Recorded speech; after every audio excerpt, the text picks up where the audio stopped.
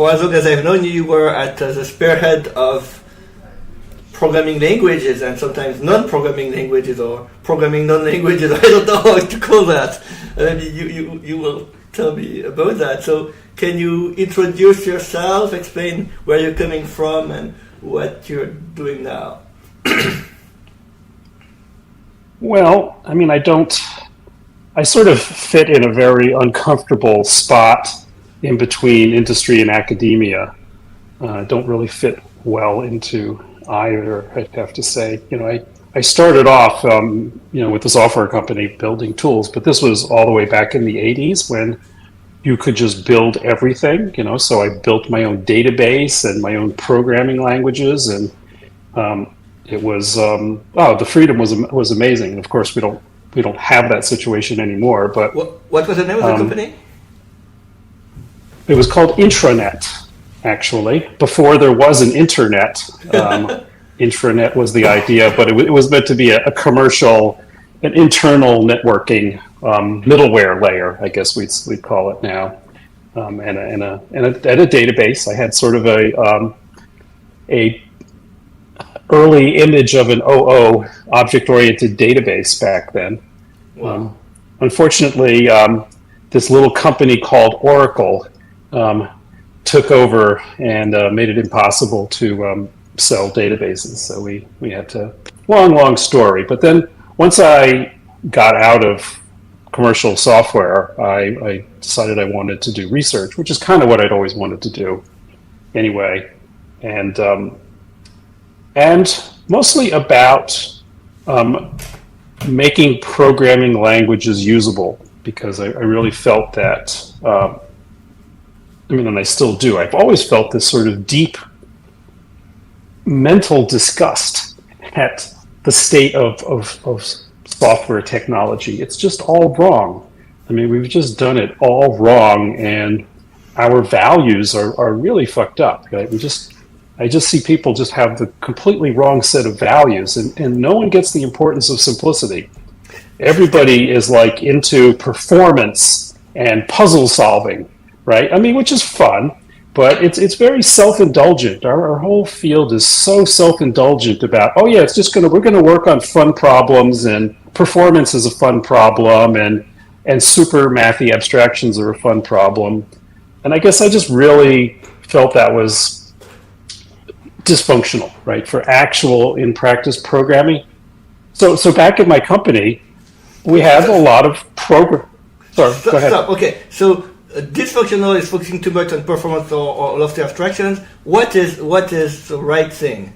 Can you give us a hint of what you think is the right thing that people are missing?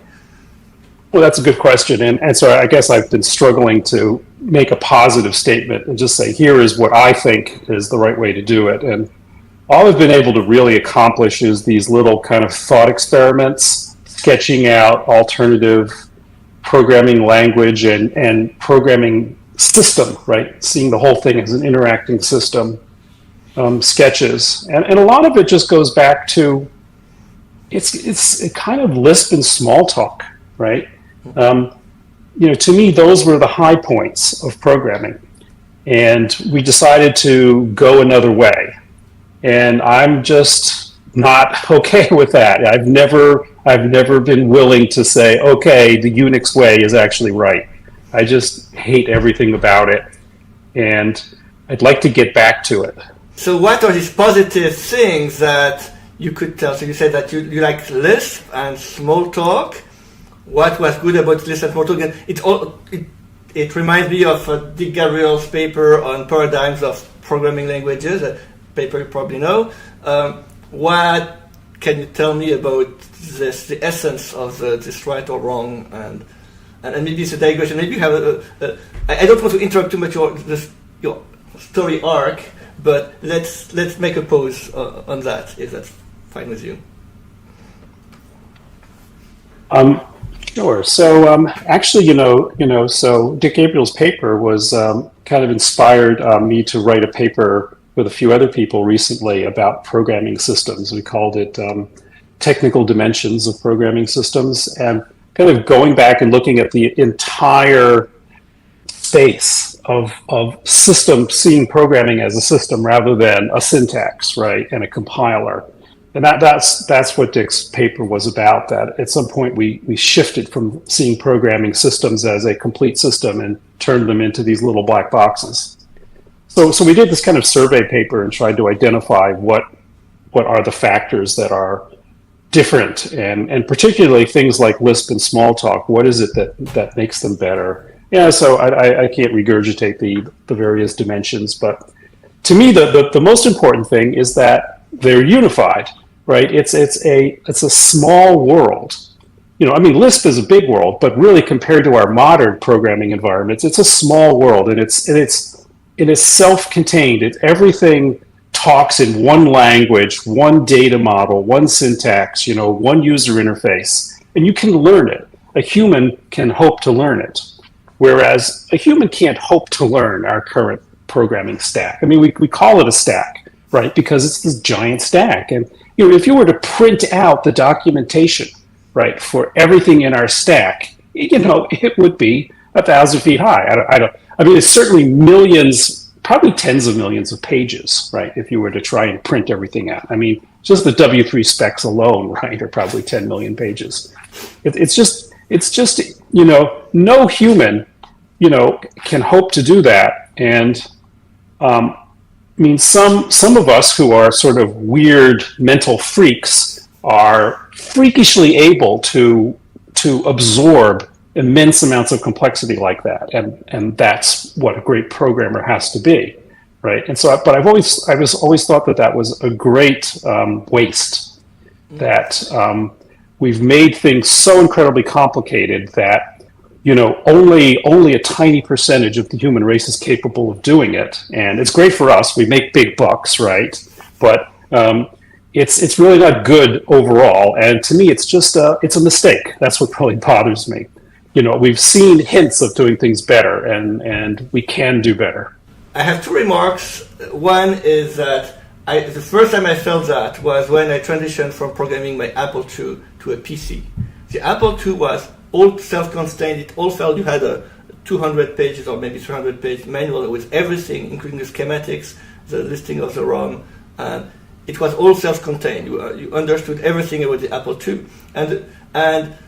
And the interaction, you type something, it immediately appears on the screen, it immediately replies to you.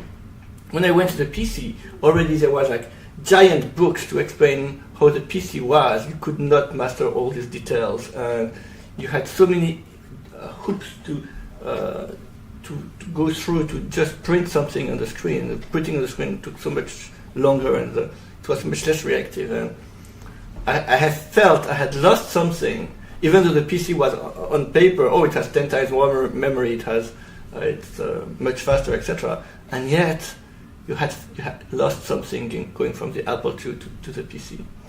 And I never retrieved that feeling back that I had of immediate interactivity from the Apple II. And the other thing that what you say inspires me is that, well, something that could bring back the call for simplicity integration is maybe AI, because these AIs have a very small window of something, and if you want the AI to understand more at once, you must shrink the window and keep the context smaller. So maybe that's we can't teach the humans about simplicity, but maybe we can teach the AIs about simplicity or something. That's a thought. Yeah. I don't know where I stand on AI. I've sort of been holding back. A lot of people I know are kind of doomers about how AI is going to replace programming, and I'm a little skeptical, but I'm not enough of an expert to render an opinion. Watching and keeping to my own knitting, which to me, to regain simplicity, that means unification, right? To simplify things, I think programming could be 100 times simpler, and that's probably my bottom line. In fact, my slogan is, we were promised bicycles for the mind, but we got aircraft carriers instead. And that's my feeling of our current technology. It's super optimized for the high end, for web scale deployment and and just giant performance and big data and low-level infrastructure optimized. It's and that's great. I mean, we need all that stuff, but that's kind of the tip of the iceberg of programming. And most programming is much more prosaic and small scale, and small groups of people and small businesses, and they're at sea. And it used to be better for them, right? So some of us who are a little older remember, back in the 90s, there were these small programmable systems, and some of them were actually very usable, like HyperCard, right? And Flash. They in fact, they had loyal followings of amateurs that just loved them and did all kinds of amazingly creative stuff. And they're all gone now, right? Because they kind of got washed away in the internet flood, right? There's just, they were back in the PC era. And nobody cares anymore, almost. So there's all this generation of Flash games and Flash demos that has suddenly, browser stopped supporting them, like all your Flash files, what can you do with them? And wow, it's like a cemetery and all those HyperCard stacks. I mean, just people doing all kinds of fun little things, and tears in the rain. But how do we get back there? And to me, it seems to me that we suffer from a great deal of premature optimization and premature generalization, right? Well, these stacks we've built, we've got all these boxes talking to each other, and it's just wonderful. It's that was the whole worse is better thing, right? Having viral software that's very adaptable, and you can plug and play different variants and they can evolve very quickly. That really does win in a, Darwinian marketplace. But, I just say, we're people, we should try and exert some design and aesthetics about all this and try and make things better for people. So it all comes down to unification to me, right? And one of the some of the central things I've been working on is how would we unify programming languages and databases and user interfaces? Because I think that's the kind of the key, not what's the name, in the Trinity, right? It's this holy Trinity of technologies that have all evolved into completely separate stacks, right? So the database people don't know anything about PL and vice versa, right? And UI is a whole nother world. And yet it seems there's no reason. And back in the Lisp days, it was the same thing, right? So, can we reclaim that? Can we, go back and reunify the stack into one simple abstraction that handles it all? And that's hard, and that's kind of what I've been working on for the last 20 years. So you've mentioned, I have the same feeling, but you've mentioned simplicity and aesthetics at the same time, and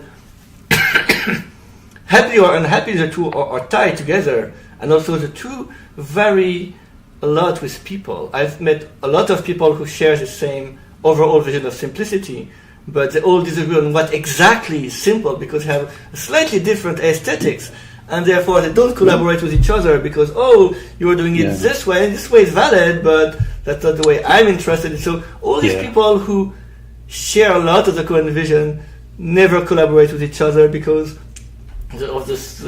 You're totally right.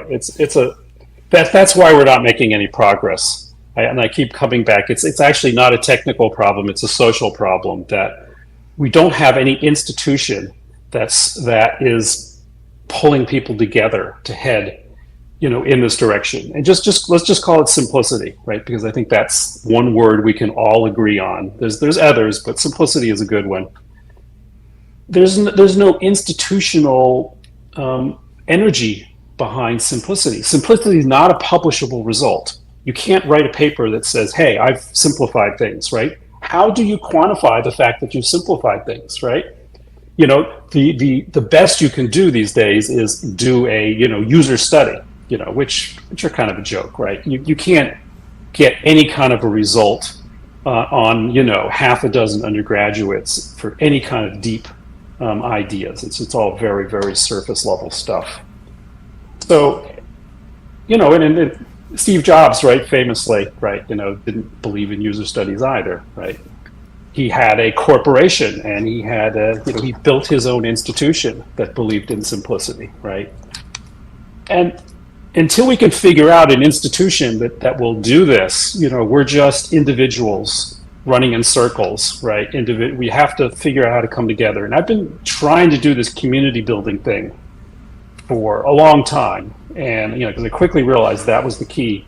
And it's just not working. I've tried many things, workshops and stuff, and it's just, I guess I'm not the person to do it, perhaps, but I think you put your finger on the key problem, is there's no way for us to work together.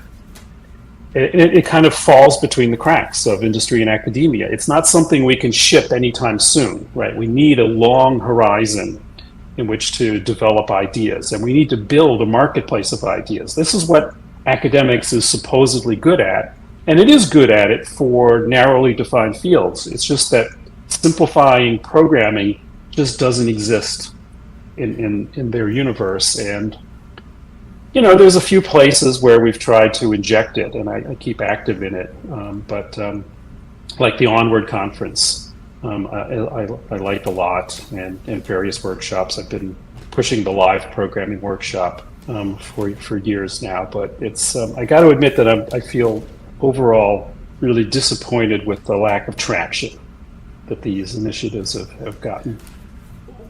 In academia, there are things called functional pearls or things like that.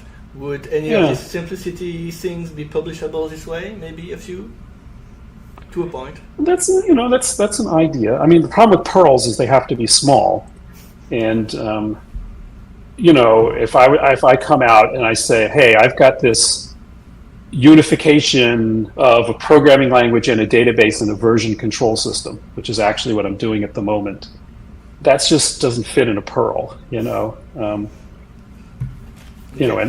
simple. It only scales so much. Okay. What do you think of Alan Kay's VPRI project and what they did there? Well, I love Alan. He's great. He's a true visionary, and and I worked there for Alan for a little bit at back in the CDG and the HARC days, and which was after VPRI. So I think the heart was in the right place there, but I don't think they solved the problem of how you build. It was, Alan's prestige and connections was able to pull together a lab, but it's still, they never published, which was my main problem when I was there, is that, we have to get out. We can't just ignore the whole game, right? We have to publish papers and reach out to other people.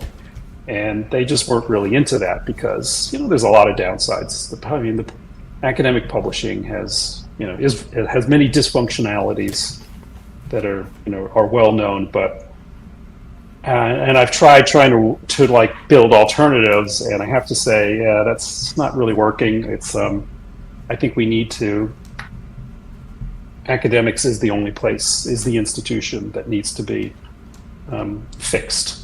I don't think we're going to be able to build a new one on our own. So. Okay.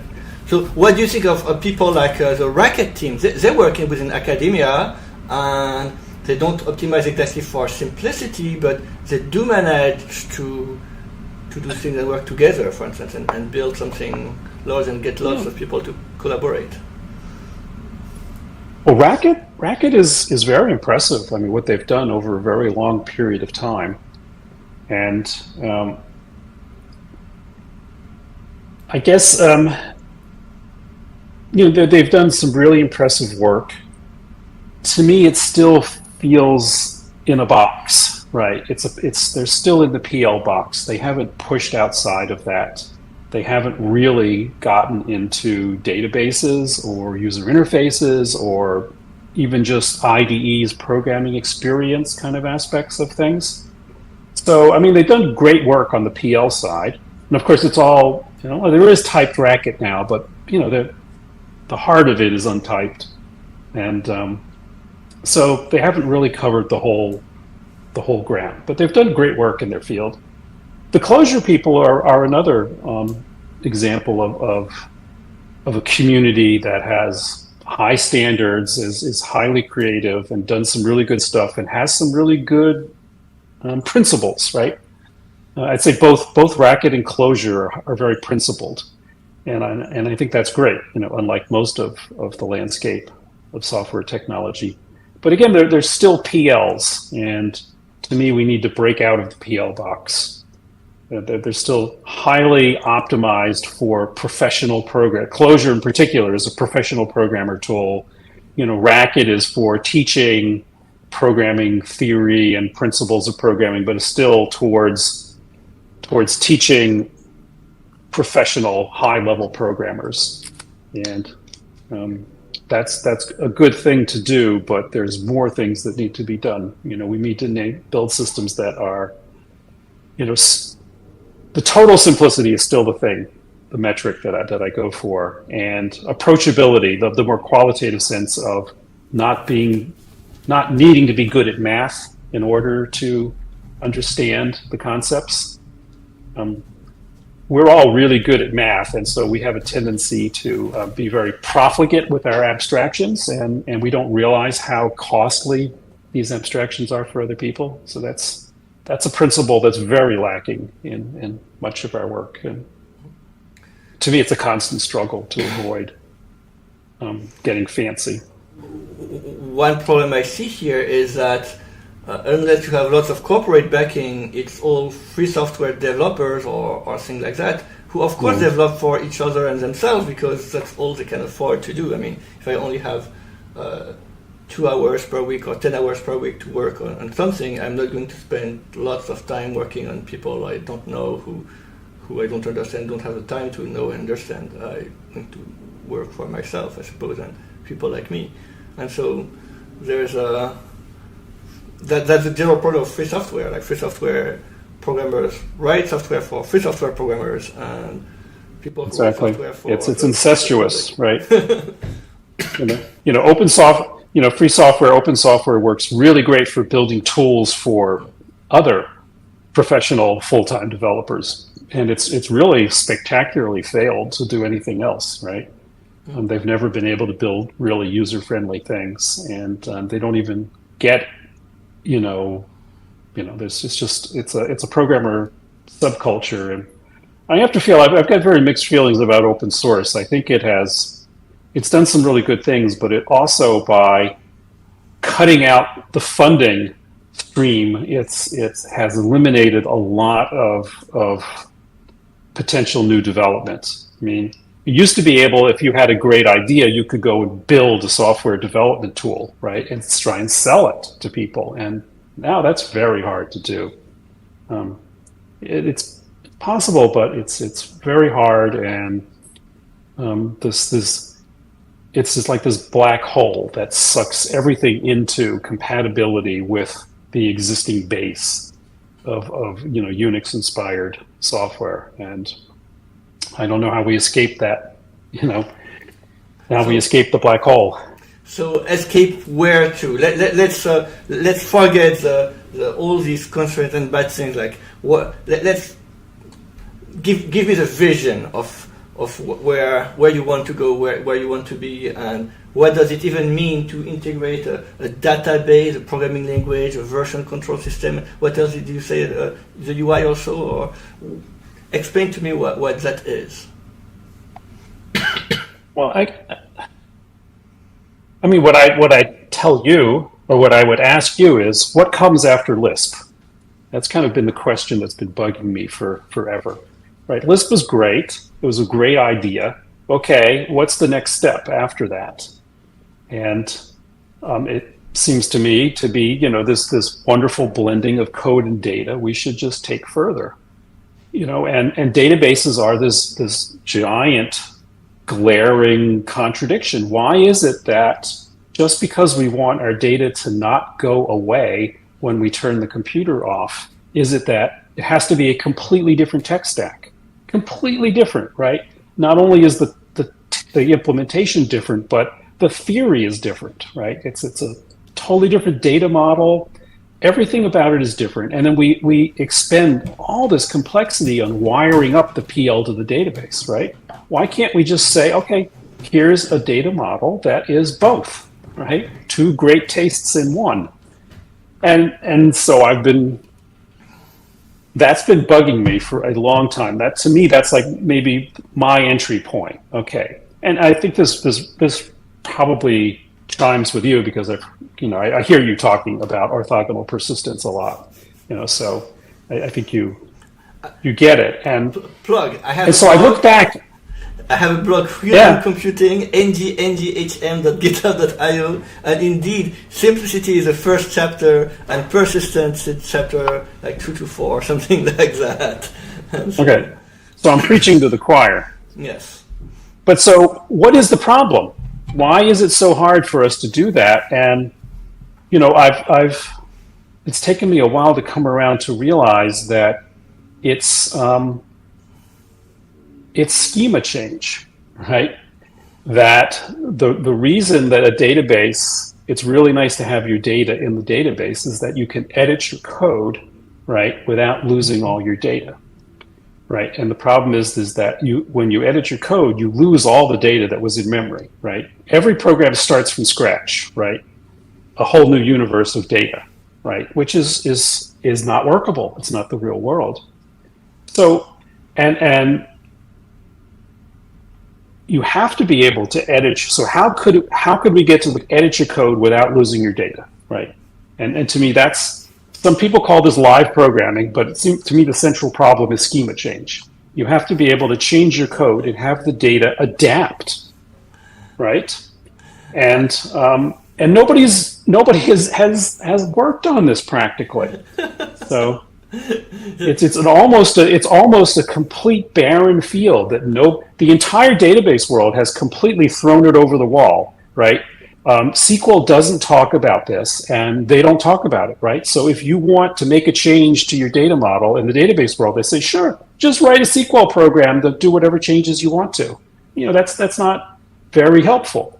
I want to be able to, in an interactive programming environment, edit my code and edit my data definitions, and the data just comes along with me, right? Why can't we do that? So, and it turns out that is very closely related to version control.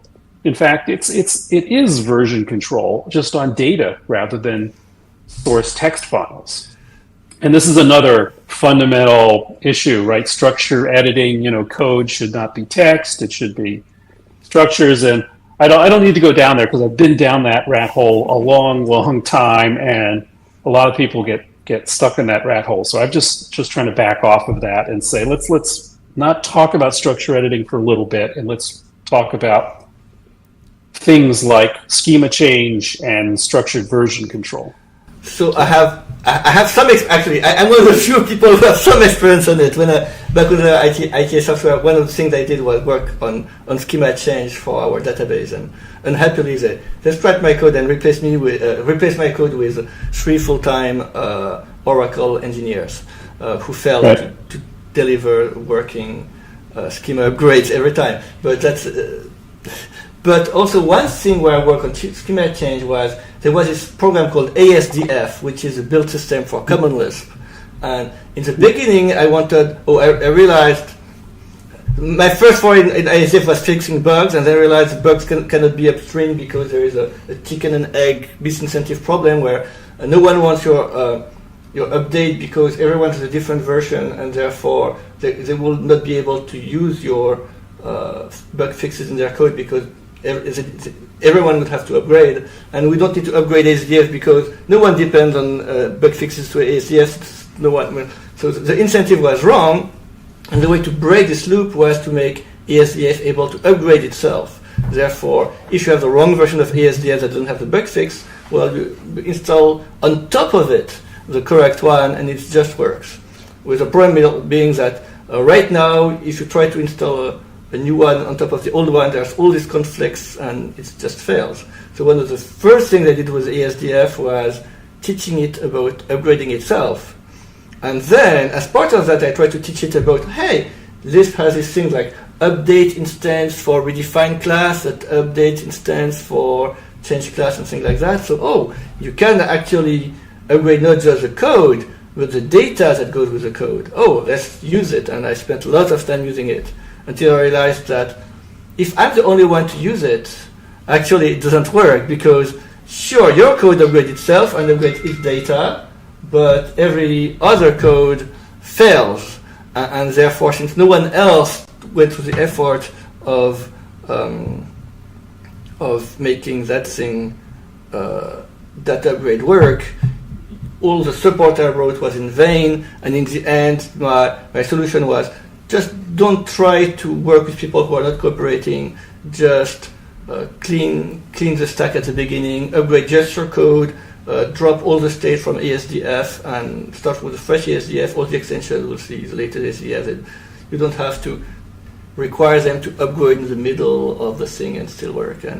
And be aware of the fact, depending on which exact version you upgraded from, you need this patch or that patch or this little hook or something. It's like too much state. Like no one wants to have this state in their mind. It's already for one person, just for one piece of software, it was a lot of details. And so, yes, we would like it to work, but then so much more needs to be automated.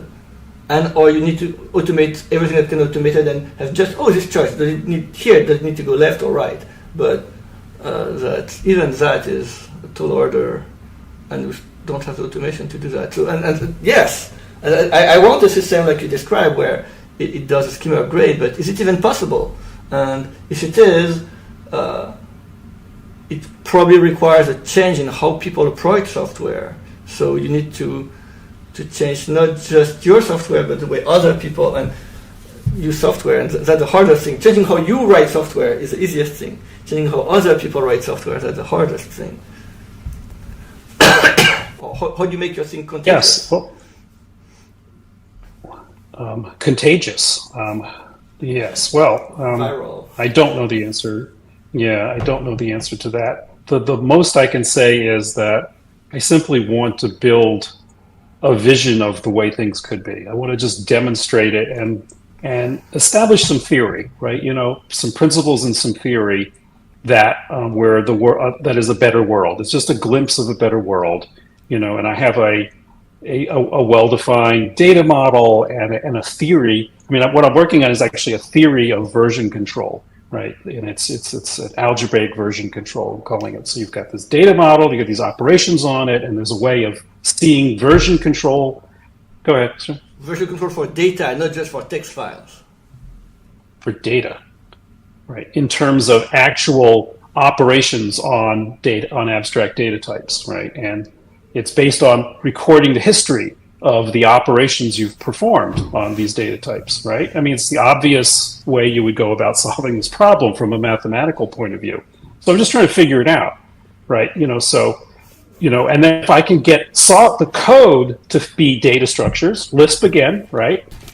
So we map the language into the same data model. We have not only schema change on data, we have, structure editing on code and structural version control. And the best example, of course, here is like, the rename. If you do a rename refactoring on your code base, right? In Git, it shows up as thousands of changes, right? When in fact, it was one change. It's a single change, which is orthogonal to every other change. There's no need for any merge conflicts, right? Unless somebody else renamed that symbol, right? So we should have that high-level understanding.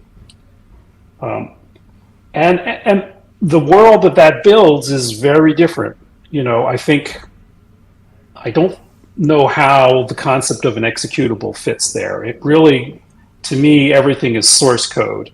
And upgrading is just like merging in changes. I mean, you import a library, it's just you're actually including that code into your code base, and upgrading it is merging changes from upstream on that code you just incorporated. And shipping software to a user should be the same thing, right? They're running, their data is different from the data you have in test, right? But you're just shipping them code changes. That just should be the same thing. They're just merging those code changes in, and it does the schema changes that are necessary. automatically. And, and because there's a theory behind it, you can, count on it working, or at least knowing where the problems are going to be, So, but I don't know how that takes over the world. All I can do is try and figure it out, right? And I can't figure it out. The best I can really hope to do is show enough, little promising ideas and intriguing demos that get other people interested enough to say, yeah, there's something here. I could make my name, if I steal these ideas and take them further. And so the best I can hope is to try and get people to steal my ideas and take them further. And hopefully I could steal their ideas too, and we get some kind of a virtuous loop going. But I can't, I don't know how that happens. An economist I had this quip that when you're young, you're afraid that people will steal your ideas. When you're old, right, you're afraid that they won't. Yeah. And it's so true. It's so true. Old. That's one of those. Bouncing on one thing you said that when you import a library, you include its code and in the semantics. That's one of the things that my PhD thesis work was trying to avoid. That's the fact that being able to use code without importing all its semantics, which makes everything more complex in your program.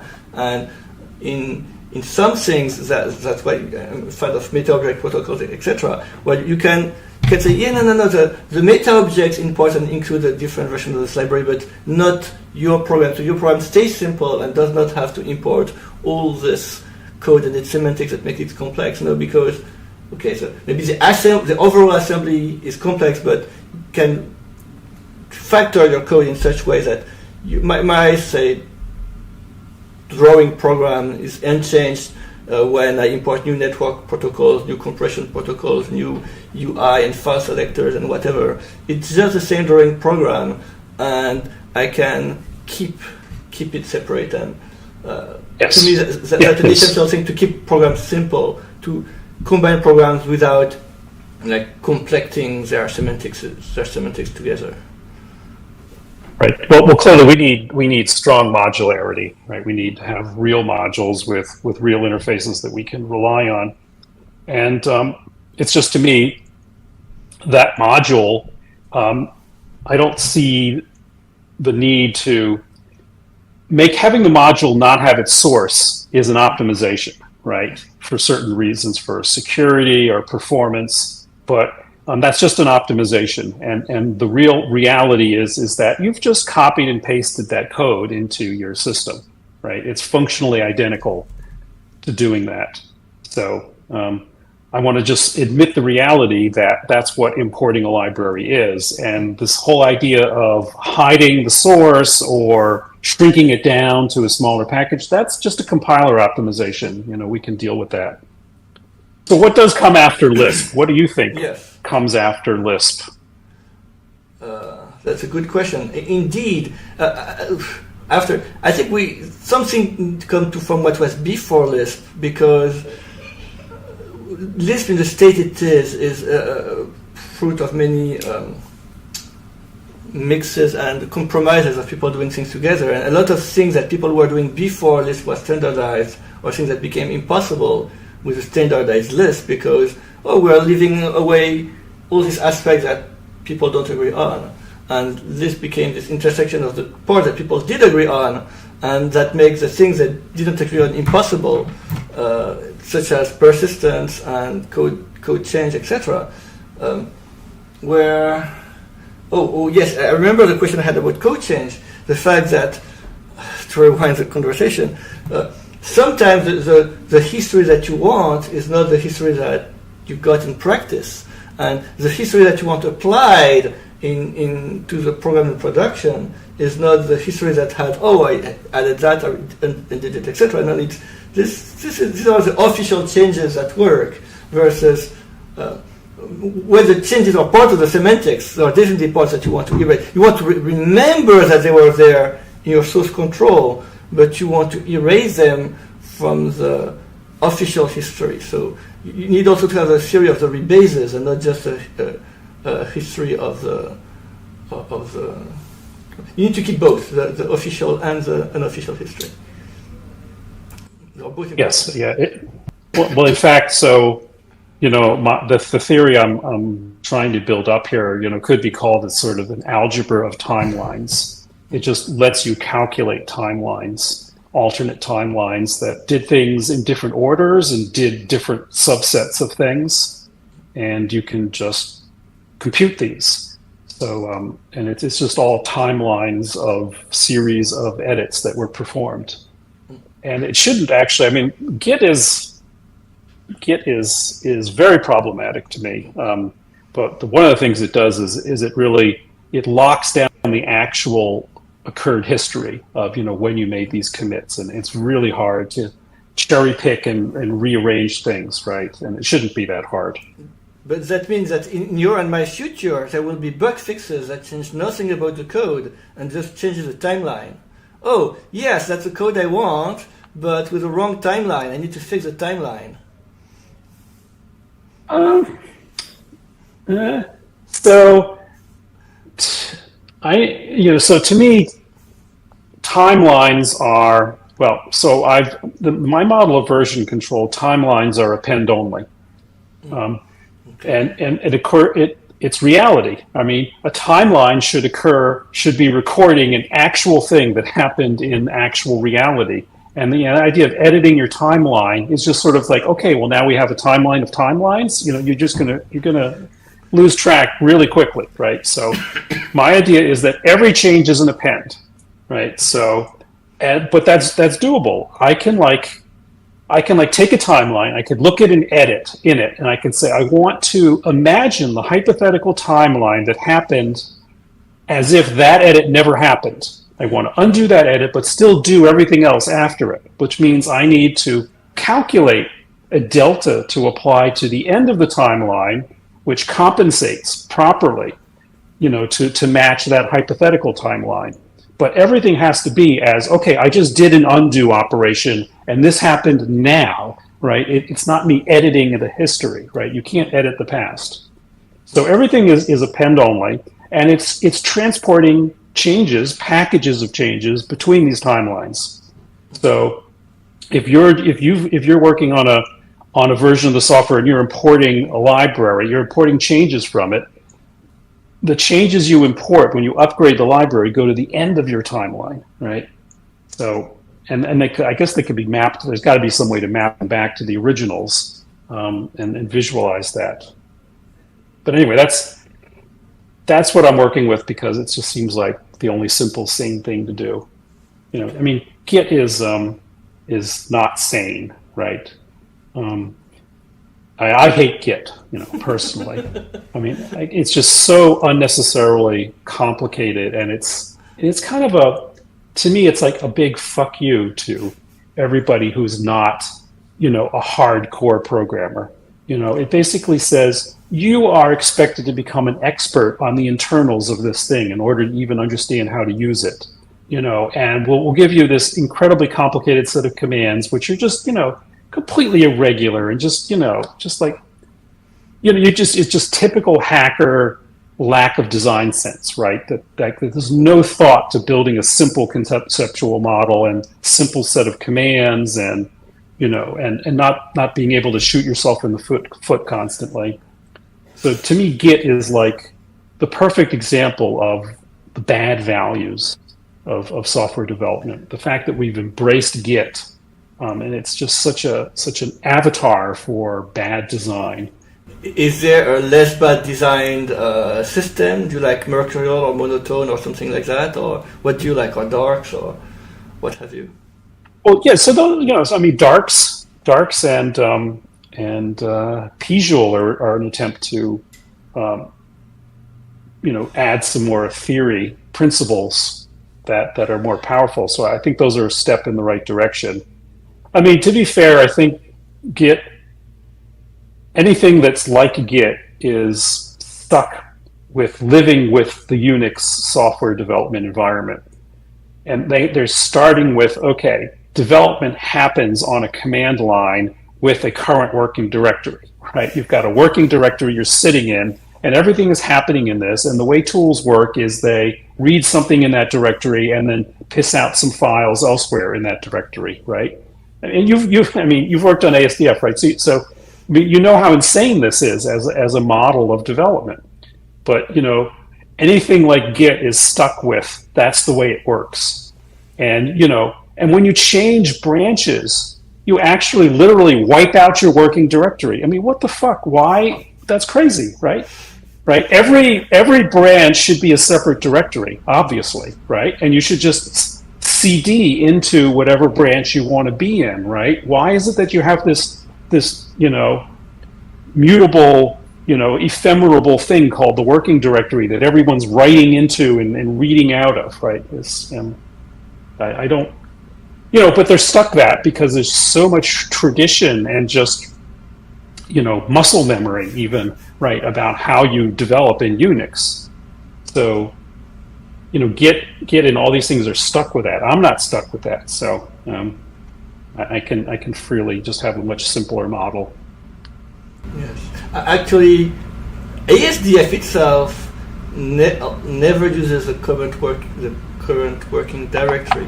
And one of the first things I added to it is when you make your changes, they happen in a special output directory. And so in a way, and now that I think about it, maybe that's why ASDF sucks much less than all the build systems I've seen for other programming languages that indeed do exactly what you say. They do everything in the current working directory, and then everything is messed up. Yeah. But yes, it's a big. Yeah, we have to face a lot of inertia. Well, can I just for a moment change hats and ask you?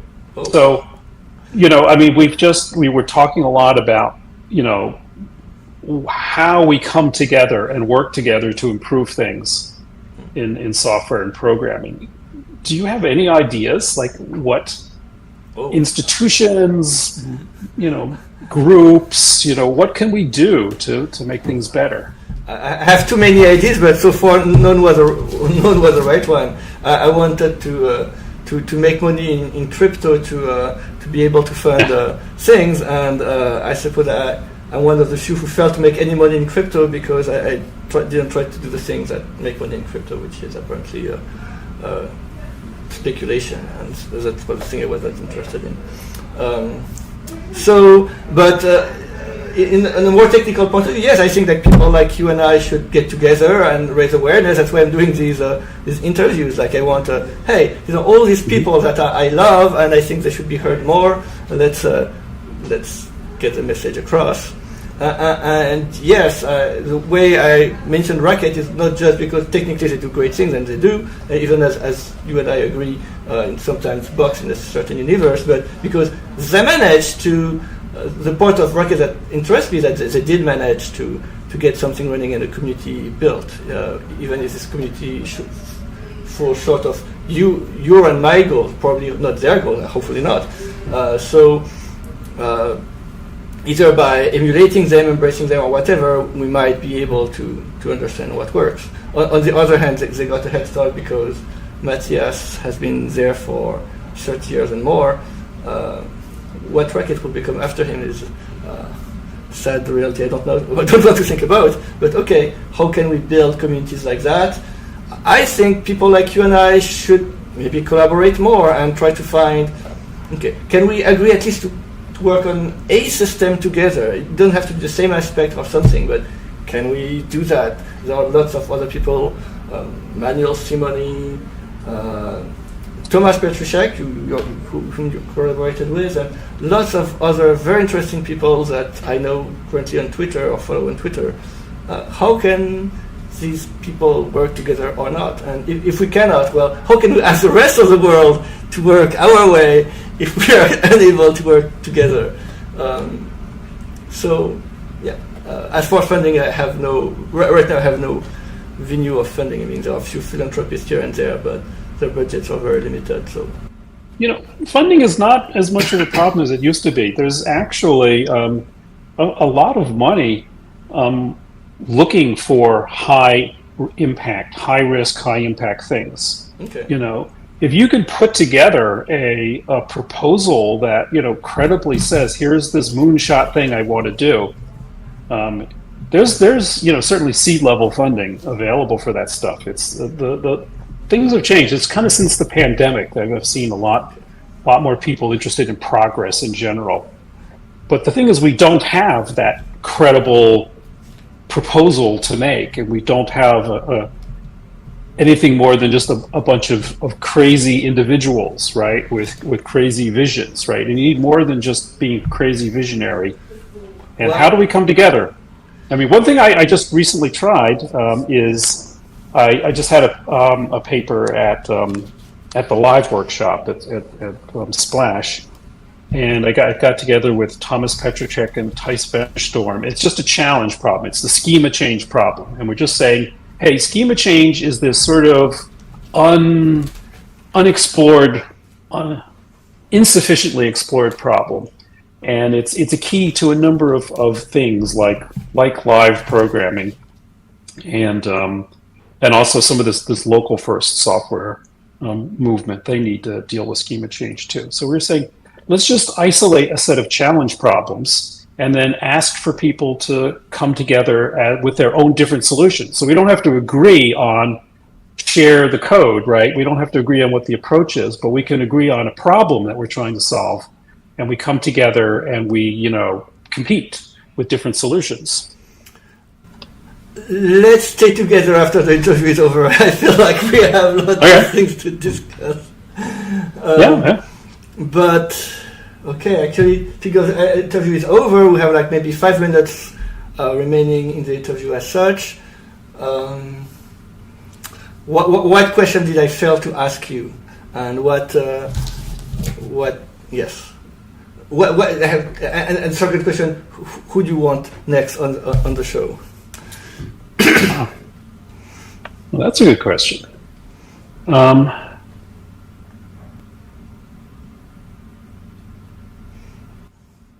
we didn't talk much about AI, and that's a lot of people are talking a lot about that these days, and some people believe that AI is the solution to what I've been complaining about, that AI is going to make it much easier to program, basically because it's going to program for us, right? And to me, that's I'm skeptical, and it's also a little sad if it's true, because it means we've built this technology that is so complicated that humans can't deal with it, and we had to build robots to use it for us. So, and only the robots can understand it. Maybe that's the way things end up going. I don't know. So, but younger people are to be more believing. Younger researchers, and in fact, AI has kind of pulled all the oxygen out of the room in a sense, right? People are really not, I see people are turning away from doing foundational research in programming technology, and everyone's working on AI now. That's the hot thing. And it's obviously that should be the hot thing. If you're young and you're just starting out, you should definitely be investing in trying to do AI. It's going to be a big deal one way or the other. But it has, I think, slowed down work on everything else that I care about. So I'm very worried about what that means. Who else should you interview? Well, I mean, the self-serving answer is, I would like you to, interview these other weirdos that you're mentioning, right? Other people like are sort of in our fellow travelers, that want to overthrow this, evil dictatorship of software, and start pulling us together, So, okay. Start an actual conspiracy to overthrow the big software. Okay. You're telling me how you think that relational databases were super influential because they started with a small theory. And so the small theory word of the day is category theory. What do you think of category theory? All right. Now you're just trolling me. Yes! So, I mean, I actually really liked category theory, like, in a previous era when I was young. That's what I was studying in math. It was way back when. So I've spent a lot of time trying to learn about category theory, and I have to say that it has been almost completely useless to me. I haven't really gotten any benefits out of it. And it just seems like an unnecessary level of abstraction. I don't really get, I have to say that, I haven't studied the whole Haskell type class, thing. And, some people say it's really beautiful, right? And it's inspired by category theoretic theories. And so, there's probably something there. I just haven't needed to get to that level of abstraction really often in my life. And so, on the other hand, this theory that I'm working on now, this algebraic version control that I mentioned a couple of times, it's kind of categorical. I don't know what the connection is with category theory, but I'm using commutative diagrams, and I've got these things that kind of like look like push outs. They aren't really, but so maybe I may actually have to eat my words, and it could be that category theory has, just because I don't know enough about it, actually is the right basis for explaining this theory of version control I'm working on. Have you seen the thing called categorical databases? Is this what's his name, Spivak? Spivak worked on it. Yes, he's not the only one, but yes, he's one of the guys behind it. I've seen it. I wouldn't claim to understand it. Okay. I would. Do you understand it? Can you explain it to me? To me, category theory is always trivial. Whoops, ununderstandable. Ununderstandable. But right. Yeah. The one insight I have between the trivial and the ununderstandable is that where I believe that category theory brings something is when you're thinking at more than two levels. And that's why it's mind-boggling, and that's why it can help you, because yes, thinking at more than two levels is mind-boggling, but with category theory it can boggle a little bit less. And so as long as you look at one or two levels at once, it's trivial. One level is just a diagram, a graph, or whatever, labeled graph. Two levels, okay, it's correspondence between a labeled graph, but okay, this is fairly simple. But when you have two levels, they call like natural transformation or something like that. You have a diagram that preserves something, but it preserves something that there's a nested level of preservation, and that's I think I understand what you're saying. That sounds right to me. I just don't need to operate at that level too often, and very few people can at all. So it's hard, but yeah. So I've got to say that category theory has always been tantalizing to me, but I haven't found the usage. But I still keep coming back to it, and so maybe it will turn out to be. I'm pretty sure that. What I really want to do is I'm going to write up this theory, and I'm just going to take it to somebody who knows category theory, because I'm just a novice at it, and hopefully they can tell me if there's any actual connection. Okay. But I do draw these commutative diagrams, and okay. I can say the same about my thesis work. Lots of commutative diagrams, and yes, I can see how it maps to category theory in the trivial case, and I don't know how it maps category theory in the non-trivial case. Well, thank you very much, Jonathan, for yeah. For I hope this was interesting. Very interesting to me. That's for sure. I hope the public will react positively too. Thank you again. Happy New Year 2024, and see you soon on this show. If you're welcome to come back anytime you want. And well, thank you, and best of luck to you. Happy New Year. Bye.